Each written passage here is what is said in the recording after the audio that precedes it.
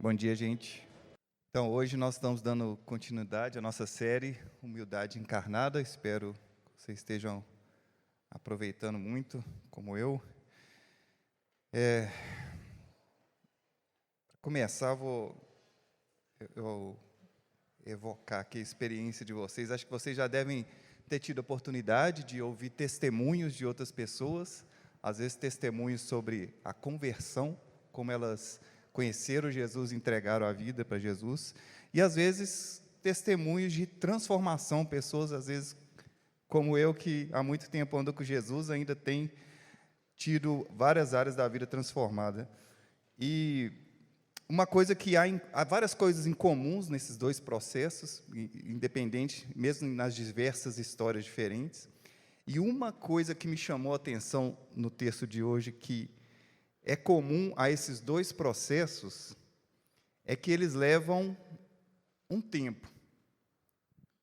Mesmo que aquela pessoa que ouve Jesus imediatamente já responde entregando a vida, ela teve toda uma vida para chegar lá, né? Então, o tempo é um elemento comum no processo de transformação e de conversão das pessoas. E o que eu nunca tinha parado para pensar até então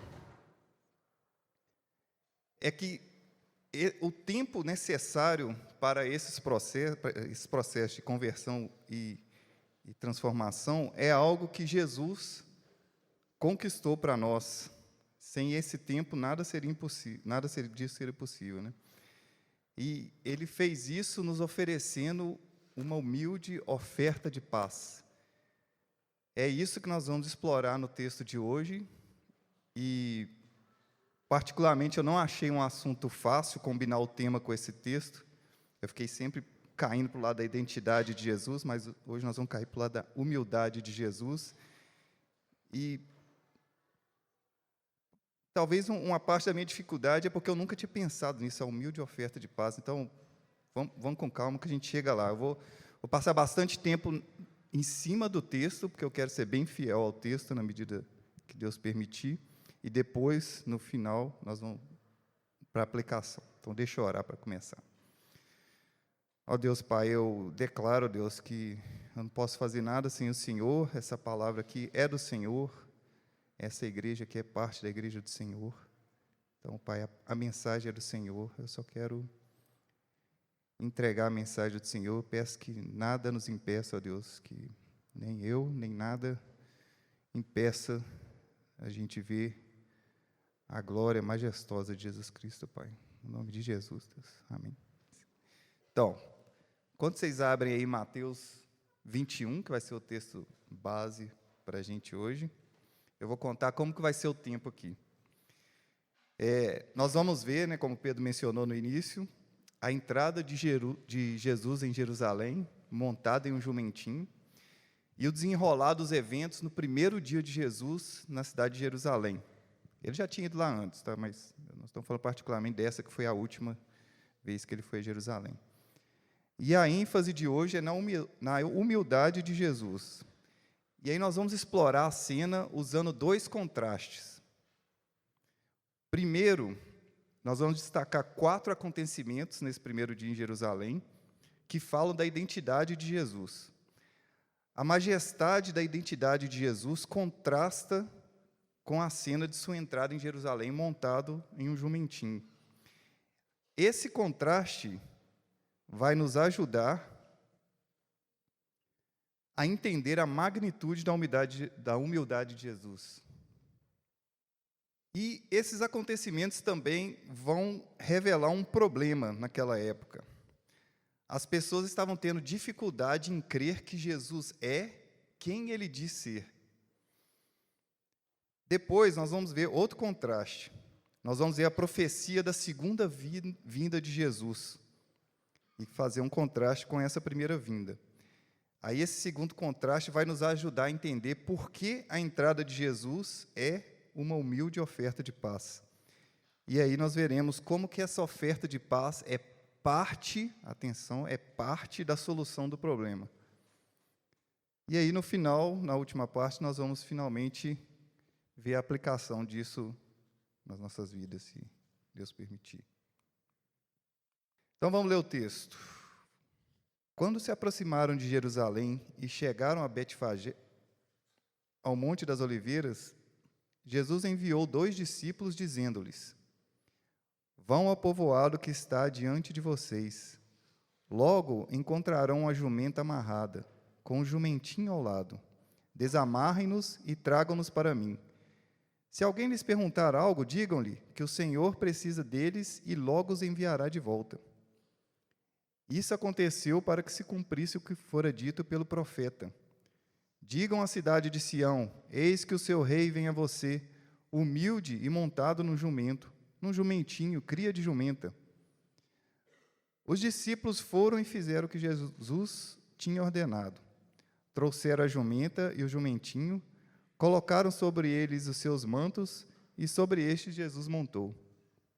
Uma grande multidão estendeu seus mantos pelo caminho. Outros cortavam ramos de árvores e os espalhavam pelo caminho. A multidão que ia adiante e os que o seguiam gritavam: Hosana ao filho de Davi, bendito é o que vem em nome do Senhor, Hosana nas alturas. Quando Jesus entrou em Jerusalém, toda a cidade ficou agitada e perguntava: Quem é este? A multidão respondia: Este é Jesus, o profeta de Nazaré da Galileia. Jesus entrou no templo e expulsou todos os que ali estavam comprando e vendendo. Derrubou as mesas dos cambistas e as cadeiras dos que vendiam pombas e lhes disse: Está escrito, a minha casa será chamada casa de oração, mas vocês estão fazendo dela um covil de ladrões. Os cegos e os mancos aproximaram-se dele no templo, e ele os curou. Mas quando os chefes dos sacerdotes e os mestres da lei viram as coisas maravilhosas que Jesus fazia, e as crianças gritando no templo: Hosana ao filho de Davi, ficaram indignados e lhe perguntaram: Não estás ouvindo o que essas crianças estão dizendo? Respondeu Jesus: Sim, vocês nunca leram? Dos lábios das crianças e dos recém-nascidos suscitastes louvor. E, deixando, saiu da cidade para Betânia, onde passou a noite. Esse texto tem vários detalhes interessantes, a gente podia passar o dia aqui falando dos detalhes, mas eu abandonei todos para a gente focar aqui, mas tem um que, baseado na lista de músicas hoje, eu estou voltando atrás e estou readicionando ele, que é o termo Hosana, que aparece nesse texto.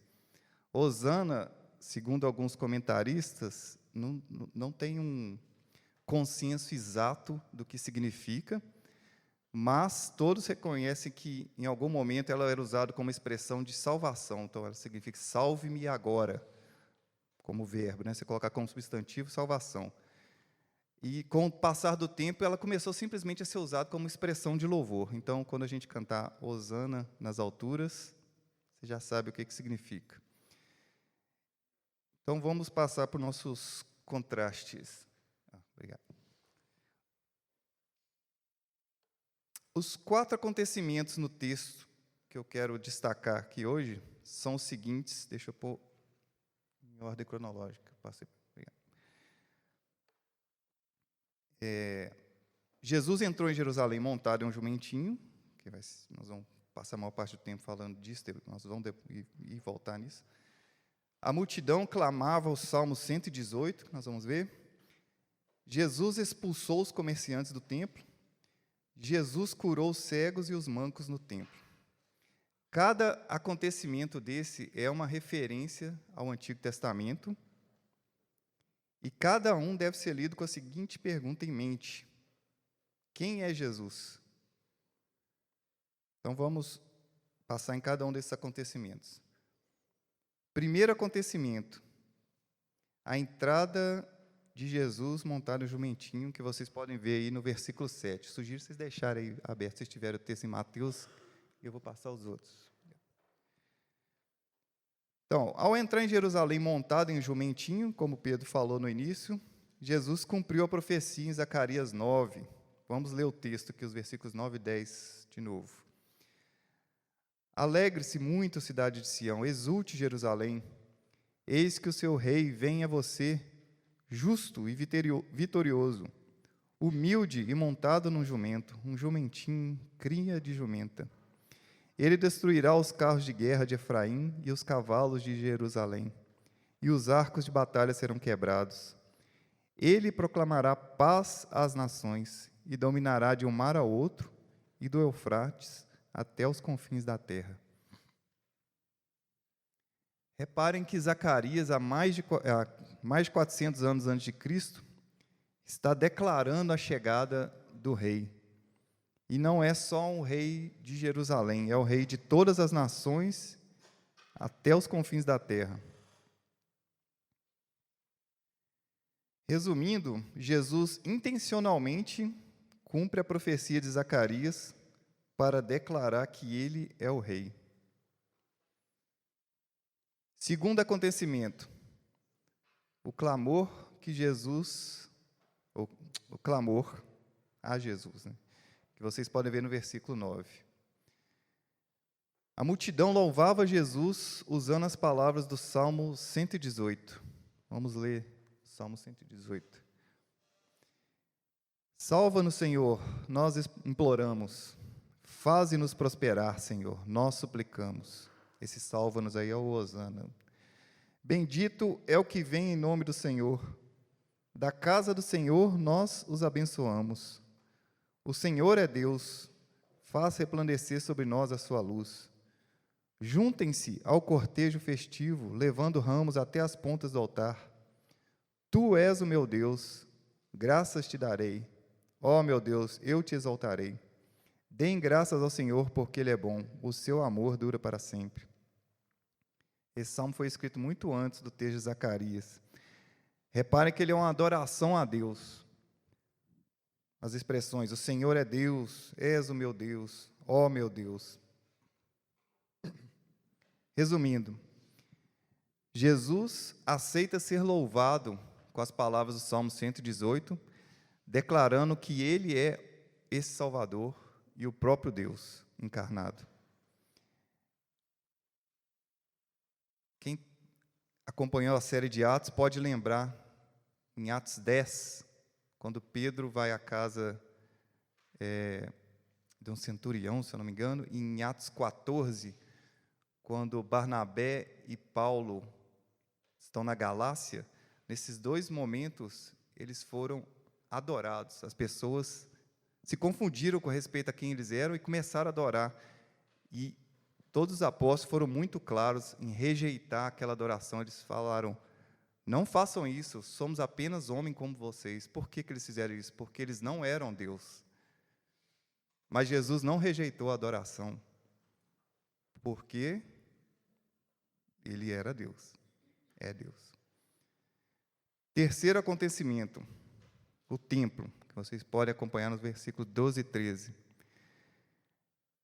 Jesus, cheio de zelo, agiu de forma que pode parecer surpreendente, porque ele expulsou aquele pessoal de lá. Mas ele se explicou citando, mais uma vez, o Antigo Testamento, Isaías 56. Vamos ler o texto também.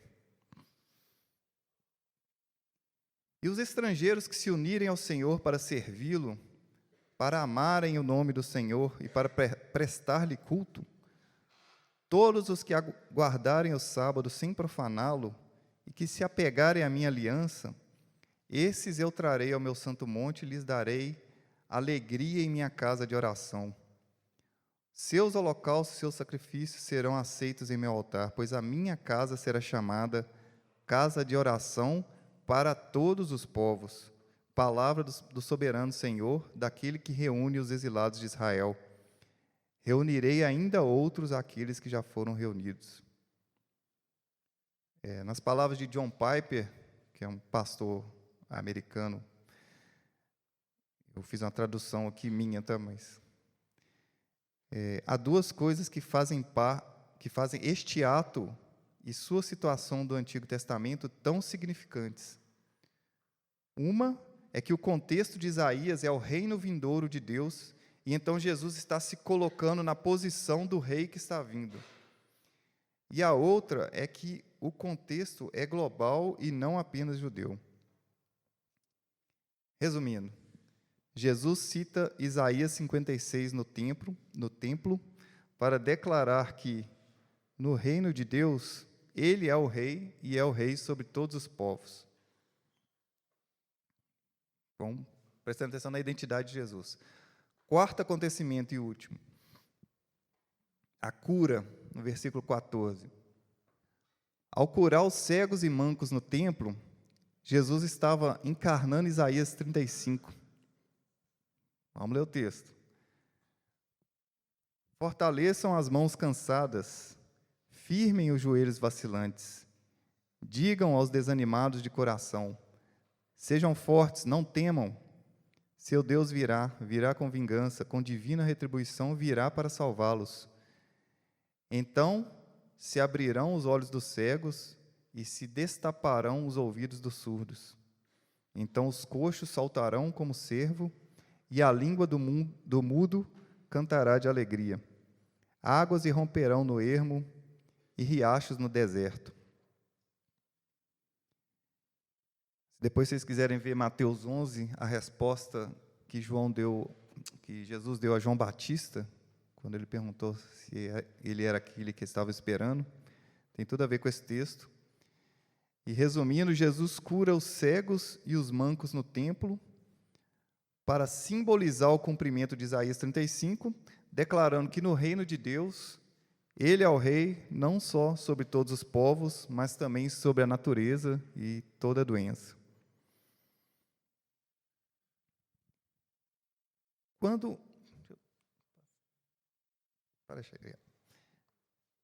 Quando Jesus se liga a essas referências no Antigo Testamento, ele está mais uma vez afirmando a identidade dele. Dessa vez, através de Atos. Por que eu estou falando mais uma vez? Nós estamos no final de Mateus. Se você ler o Evangelho de Mateus ou qualquer outro evangelho até então, você vai notar que Jesus afirmou diversas vezes a identidade dele, para quem quisesse ouvir. Algumas vezes ele foi muito direto. Por exemplo, quando ele encontrou a mulher samaritana e ele disse: eu sou o Messias, eu que estou falando com você. Está lá em João 4:26. E outras vezes ele fez perguntas para que as pessoas pensassem e concluíssem por si mesmas. Por exemplo, quando ele perguntou aos seus discípulos: quem vocês dizem que eu sou? E Pedro fez a boa confissão: tu és o Cristo, o Filho do Deus vivo. Está em Mateus 16. E algumas vezes ele não foi tão claro, mas deu pistas que exigiam algum conhecimento das Escrituras, normalmente quando eles falavam com os que estavam duvidando, né, os mestres da lei. Certa vez ele disse: eu lhes afirmo que antes de Abraão nascer, eu sou. Está em João 8. Esse capítulo dá muita treta, depois vocês leem lá. Pode não ser claro no nosso contexto essa expressão de falar eu sou, mas os mestres da lei entenderam muito bem, tanto que eles chegaram a pegar pedras para apedrejar Jesus naquele momento, porque ele estava blasfemando, né, na interpretação deles. E Jesus teve que sair dali. Ou seja, Jesus não tinha uma identidade secreta. Qualquer pessoa que estivesse acompanhando Jesus estaria muito bem informado sobre a identidade dele. Jesus é o Messias esperado, o Rei esperado, o Salvador, o Resgatador, o Filho de Deus, o Deus unigênito. O problema não era a falta de clareza de Jesus. O problema era a dificuldade em crer que Jesus era quem ele dizia ser. E é por isso que, embora no texto a gente vê aquelas pessoas celebrando a entrada de Jesus e tudo mais, nós também vemos outras pessoas ficando indignadas com aquela cena, porque elas estavam duvidando. O contraste aqui é que a identidade majestosa de Jesus não casa com ele entrar humildemente montado no jumentinho em Jerusalém. A gente esperaria outro tipo de entrada para o rei. Mas nós vamos voltar nisso. Vamos deixar esse problema também da incredulidade de lado e vamos primeiro agora olhar o outro contraste.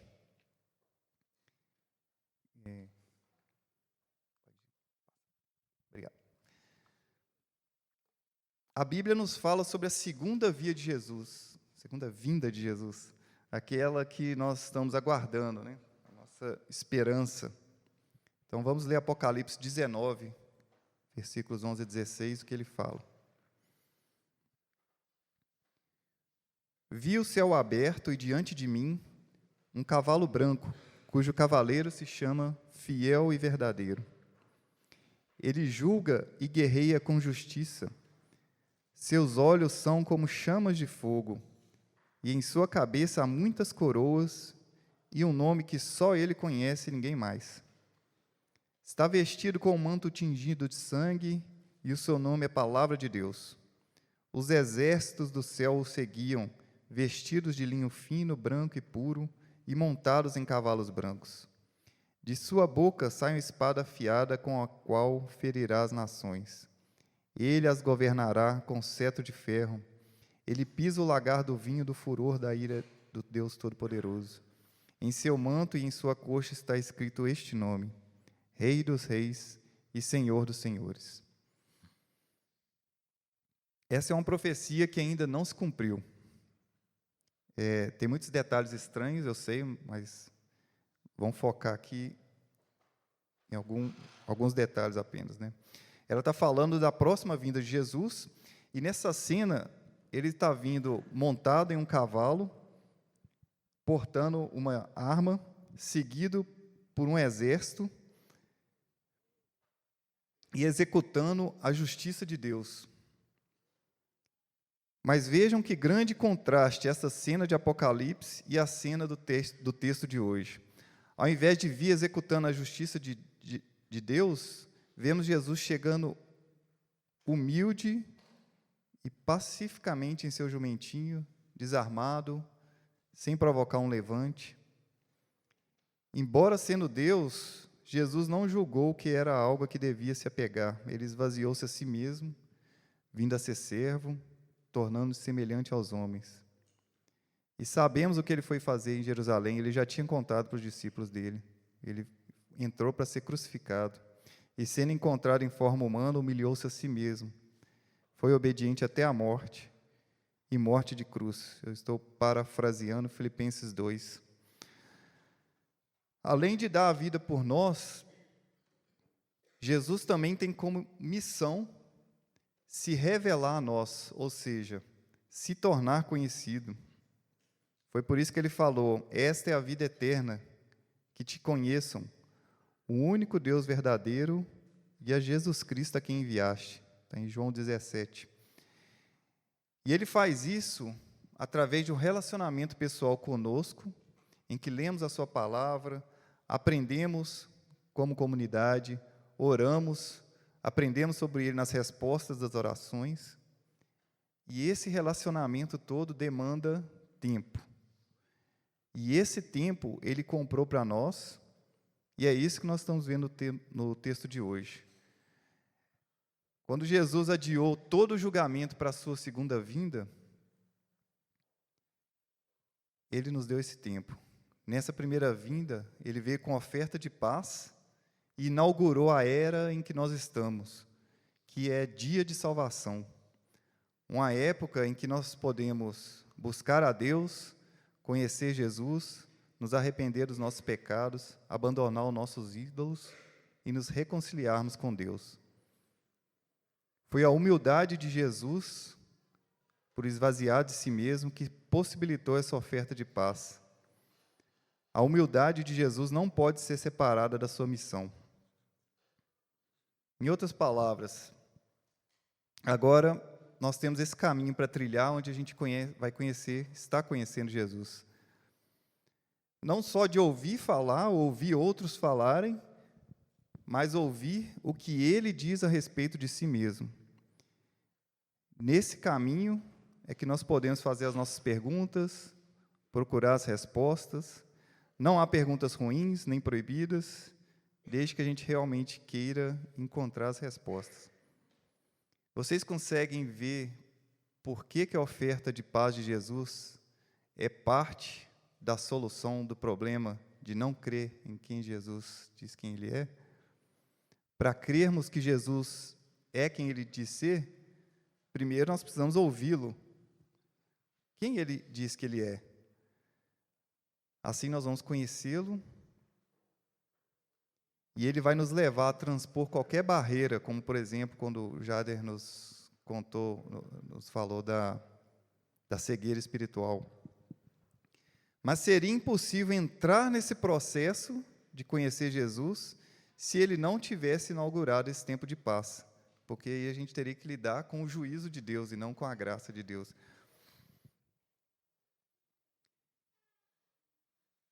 E assim, acho que a gente esgotou o que eu queria do texto, a gente chega na última parte para aplicar. Vocês conseguem ver esse mesmo problema hoje? Naquela época, os judeus tinham expectativas sobre quem era o Messias. Então, quando Jesus veio e afirmou ser o Messias, as pessoas tiveram dificuldades porque Jesus não tinha o perfil que eles esperavam. Então, teve um conflito entre as expectativas e a realidade que estava se revelando diante deles. Hoje, as expectativas de Jesus vêm de outros lugares, porque aqui no Brasil, pelo menos, né, a gente não cresce ouvindo falar do Messias, coisa e tal. Mas acho que todo mundo, em algum momento, ouve falar de Jesus. E provavelmente assumem que já sabem quem Jesus é. Mas será que ouviram realmente o próprio Jesus falar a respeito de si mesmo?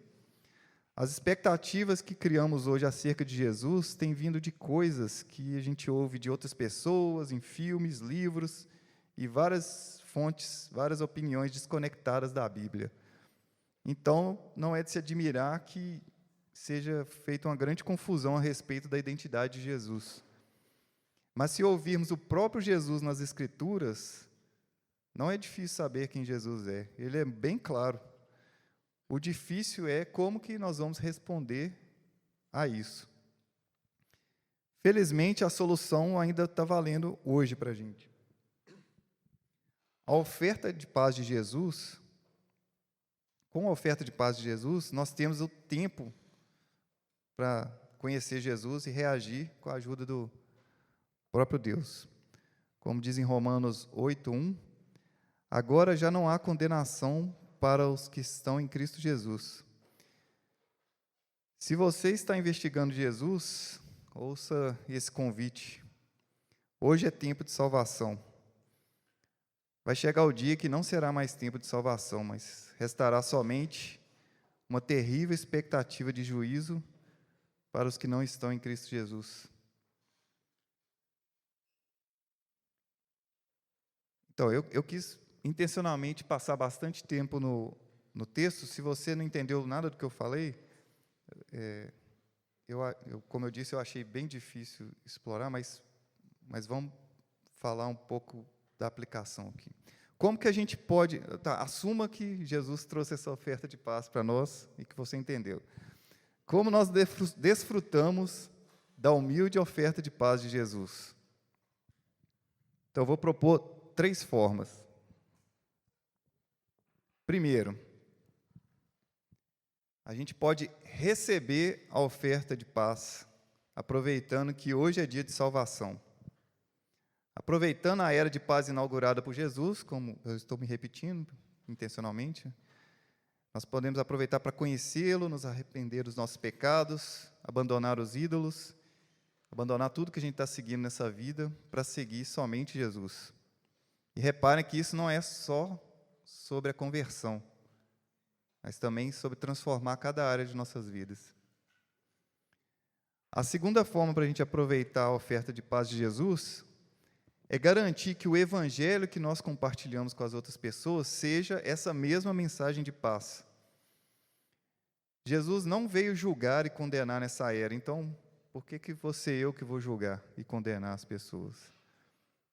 Nós não precisamos ser a pedra de tropeço. Nós só precisamos apontar para Jesus. Toda vez que a gente estiver compartilhando o evangelho, nós apontamos para Jesus. E terceiro, o que nós podemos fazer para aproveitar a humilde oferta de paz de Jesus é oferecer a humilde oferta de paz de Jesus, como parceiros de Cristo e do Espírito Santo. Porque, por algum motivo muito louco, Jesus escolheu continuar agindo por meio da sua igreja. Então, somos nós aqui que temos a responsabilidade de fazer essa parceria com o Espírito Santo, porque Deus vai realizar a obra dele através da igreja. O plano é dele, se você não gostou, vai falar com ele. Para terminar, e não é para terminar muito curto, eu queria ilustrar essa terceira forma de aplicação. Eu queria dar uma ilustração para nos ajudar a entender como que é isso na prática.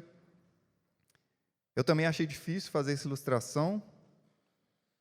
Vou fazer o melhor que eu posso e depois vocês podem usar suas comunidades regionais para discutirem melhor como fazer isso na prática. Então, eu vou usar o exemplo do casamento, mas é um exemplo, se aplica a qualquer coisa, tá? Imagina você e seu cônjuge.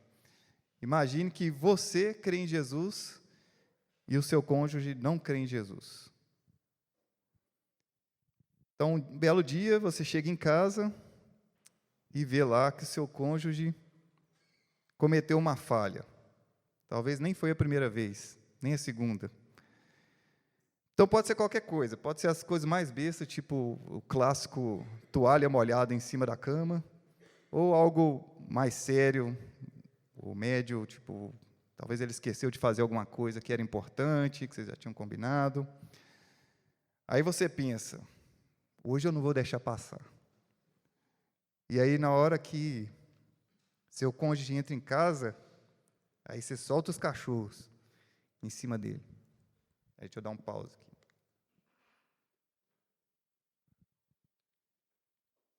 Então, o que está acontecendo nessa cena aqui é mais ou menos o seguinte.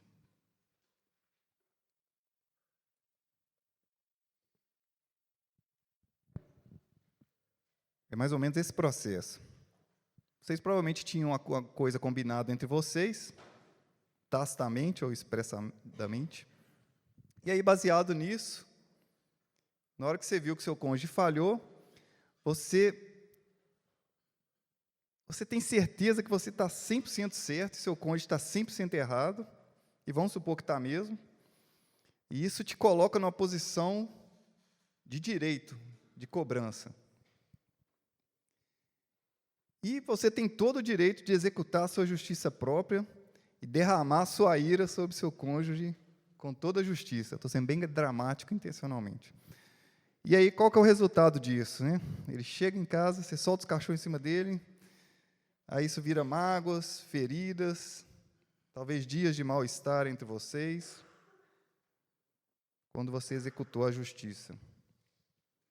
Ou não, ou você pode agir de outra forma. Vamos voltar lá no início. Você viu que o seu cônjuge falhou, ia ser bom, né, se a gente pudesse voltar, e, ao invés de seguir o caminho, esse caminho que eu falei, você faz como Jesus. Você abre mão de todos os seus direitos, de toda a justiça que você poderia executar. Você se acalma, você ora, você pede ajuda a Deus, você usa o domínio próprio, você liga para alguém, pede para orar também, conversa. E aí, quando seu cônjuge chega em casa, você o recebe com amor, vocês fazem o que normalmente vocês fariam, conversam, sei lá, se organizam. E aí, talvez você comente com ele o que está errado, o que você viu de errado, pede ajuda para resolver. Se você der sorte, ele vai perceber o erro, vai pedir perdão, vai mudar de atitude, ou não. E é nesse momento de paz ali que havia um potencial conflito, mas ele foi tratado com mansidão, você manteve a paz. É naquele momento que seu cônjuge se sente segura para fazer aquela pergunta. Tem muito tempo que ele estava pensando e não estava com coragem de perguntar. Você pode me falar sobre Jesus?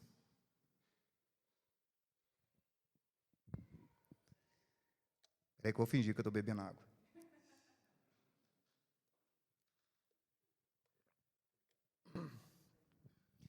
É claro que você fala, afinal hoje é dia de salvação.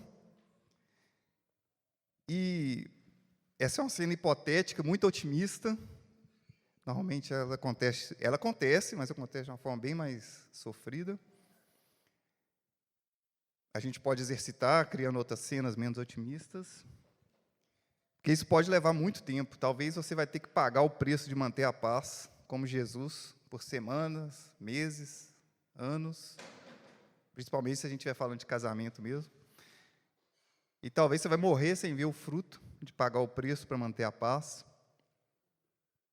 que nesse caso seria a conversão do seu cônjuge. E é uma história de casal que eu criei, hipotética, mas você pode aplicar ela a qualquer relacionamento. Pode ser com seu pai, com seu irmão, com sua sogra, seu vizinho, seu colega de república, desconhecido. A questão é oferecer paz, por mais doído que seja, é a nossa melhor chance de cooperar com Deus na obra que Ele está fazendo nas pessoas ao nosso redor. Deus faz grandes coisas com o pouco que temos a oferecer para os outros. E normalmente esse pouco vem dele mesmo. Esse exemplo é visando a conversão, mas nós precisamos dessa mesma paz para o arrependimento, para a mudança de atitudes, de hábitos, dentro de casa, dentro da igreja, em qualquer outro ambiente. Então, perguntas, agora para acabar mesmo. Quais são as formas que nós podemos agir de modo a oferecer paz para criar um ambiente propício onde a gente vai ver esses frutos do Espírito Santo? Quais são os momentos que isso é mais difícil? E quais são os nossos gatilhos para romper a paz? É possível tratar conflitos mantendo a paz?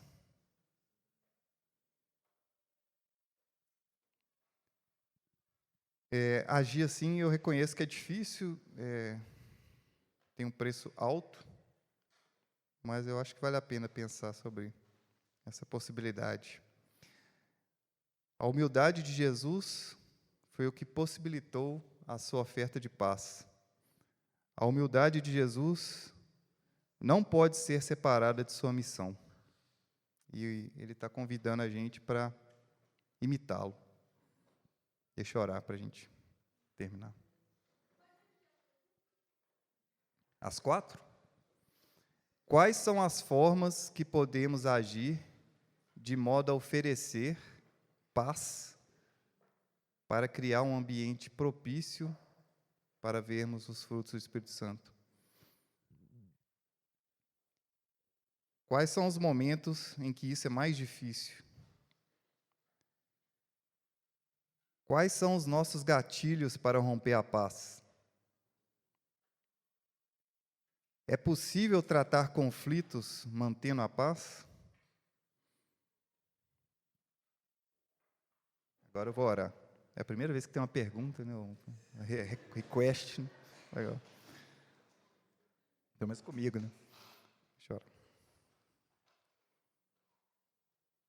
Ô Pai, obrigado por enviar o seu Filho, ó Deus.